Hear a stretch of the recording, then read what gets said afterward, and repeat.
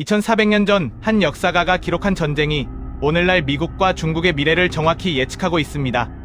스파르타가 아테네를 키웠고 결국 파멸했다. 미국이 중국을 세계의 공장으로 키웠다. 그리고 지금 똑같은 함정이 열리고 있습니다. 투키디데스의 함정. 신흥 강대국이 기존 강대국을 위협할 때 16번 중 12번이 전쟁으로 끝났다.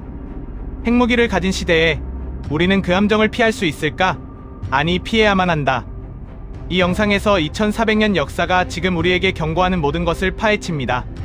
지금 바로 시작합니다. 1. 1인자의 실수, 발톱을 숨긴 호랑이를 키우다. 스파르타와 아테네 연합은 기원전 480년 페르시아의 침략을 막아냈습니다. 전쟁이 끝나고 스파르타는 착각했습니다. 도시가 불탄 아테네는 위협이 아니라 파트너라고 생각했습니다. 페르시아 잔존 세력을 막을 해군이 필요했고 아테네가 그 역할을 맡으면 된다고 판단했습니다. 그러나 투키디데스의 기록에 따르면 아테네의 테미스토클레스는 스파르타 사절단을 협상으로 질질 끌면서 방어용 성벽을 완공시켰습니다. 스파르타는 이미 속고 있었습니다. 기원전 478년 결성된 델로스 동맹은 표면상 공동방어 동맹이었지만 동맹국들의 분담금은 아테네 금고로 흘러들었습니다. 기원전 454년 공동 금고마저 아테네로 옮겨지면서 스파르타가 맡긴 에게에는 아테네의 제국이 되어 있었습니다. 미국은 명확한 계산을 끝내고 중국과 1971년 핑퐁 외교 후 1972년 닉슨이 베이징을 방문했습니다. 소련을 견제하고 값싼 노동력으로 미국의 이윤을 높이고 중국이 성장하면 민주화될 것이라는 낙관론이었습니다. 2001년 중국의 WTO 가입 이후 세계의 공장이 중국으로 몰려들었습니다.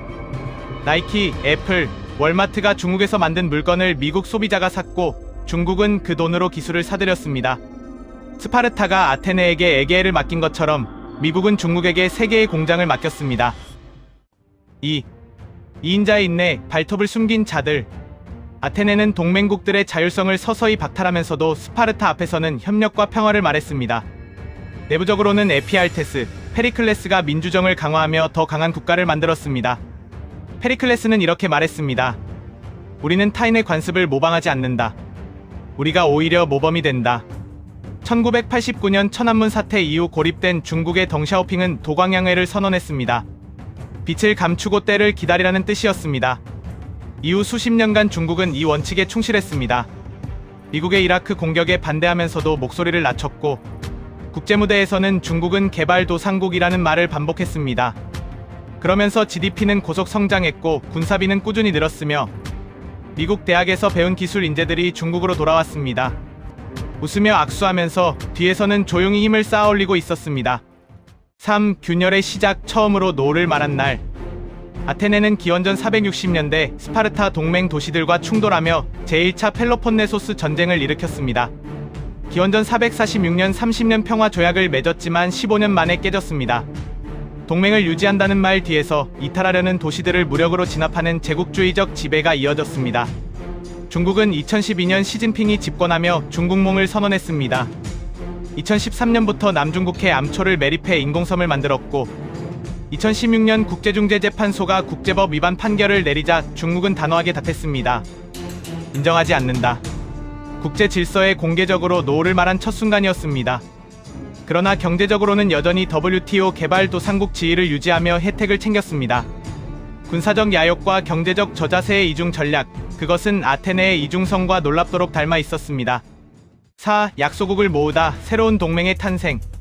아테네는 델로스 동맹의 맹주로서 약소 도시들을 페르시아로부터 보호하고 에게의 무역로를 안정시켰습니다. 실질적인 혜택을 인식한 많은 소도시들이 기꺼이 아테네 품으로 들어왔습니다. 그러나 기원전 416년 중립을 선언한 섬 멜로스의 아테네 사절은 말했습니다. 강자는 할 수 있는 것을 하고 약자는 감수해야 할 것을 감수한다. 멜로스가 거부하자 아테네는 멜로스의 성인 남성을 모두 죽이고 여성과 아이들을 노예로 팔았습니다. 동맹이라는 이름 아래 숨겨진 제국의 민낯이었습니다. 중국은 2013년 시진핑이 1대1로를 선언하고 아시아, 아프리카, 유럽을 잇는 대규모 인프라 투자를 단행했습니다. 선진국이 외면하던 개발도상국에 중국의 손길이 뻗쳤습니다. 스리랑카는 중국 자본으로 한반토타 항구를 지었다가 빚을 갚지 못해 99년 임대 조건으로 항구를 넘겨야 했습니다. 이 구도는 아프리카, 중앙아시아, 남태평양에서 반복됐습니다. 아테네가 검을 겨눴다면 중국은 대출을 해주었습니다. 방식은 달랐지만 목적은 같았습니다. 야욕을 드러내다 선포된 대결. 스파르타는 기원전 432년 공의회를 열었습니다. 코린토스 대표는 외쳤습니다. 지금 아테네를 막지 않으면 우리가 지배당한다. 왕 아르키다모스는 신중함을 촉구했습니다.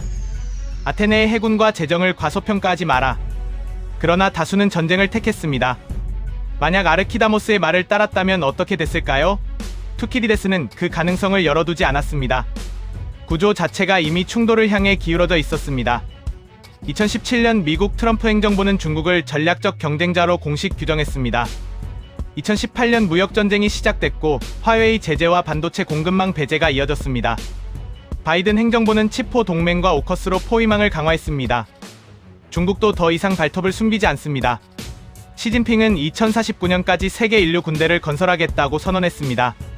두 나라는 아직 직접 충돌하지 않았지만 2400년 전 스파르타의 공의회가 열렸던 그 순간과 묘하게 닮아 있습니다. 6. 함정 앞에 선 세계 미국과 중국의 선택은 아테네의 비극적인 27년 전쟁은 그리스 문명을 소진시켰습니다.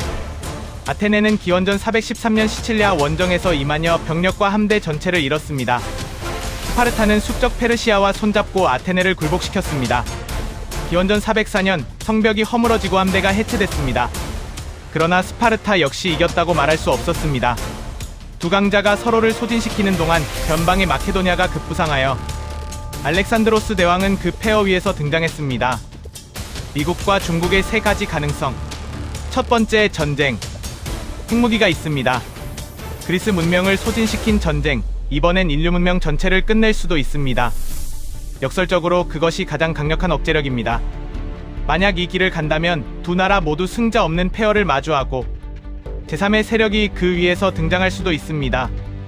그러나 미중이 서로 핵을 사용한다면 과연 제3자는 무사할까요? 두 번째, 냉전식 장기 대결. 직접 충돌 없이 반도체, 인공지능, 우주, 해저 케이블에서 조용한 전쟁을 벌이는 구도입니다.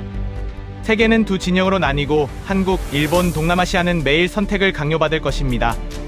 더구나 현재의 미국처럼 중국도 철저한 자국 우선주의를 강화한다면 세계는 그야말로 살아는 있으나 지옥 같을 겁니다. 세 번째, 협상과 공존.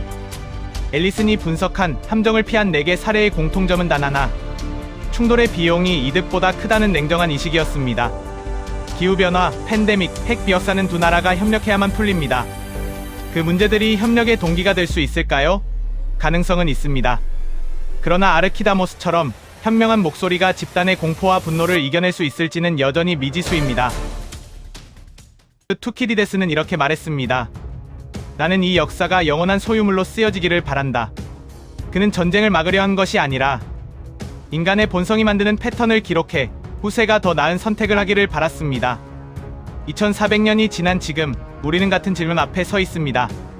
함정이 있다는 것을 알면서도 우리는 더 나은 선택을 할 수 있을까요? 역사는 대답하지 않습니다. 다만 기록을 남길 뿐입니다. 그리고 이번에는 우리가 선조들보다 더 나은 기록을 유산으로 남길 수 있기를. 그러나 바램과는 반대로 핵이라는 판도라 상자를 열어버린다면 인류의 모든 유산은 한 줌의 재가 될지도. 미국이 비판하던 과거 중국의 행태를 오히려 따라한다고 느끼는 요즘 모든 판단은 이제 우리의 의지에 달렸습니다. 공존할 것이냐, 공멸할 것이냐? 우리의 아이들을 위해서라도 전쟁만은 절대로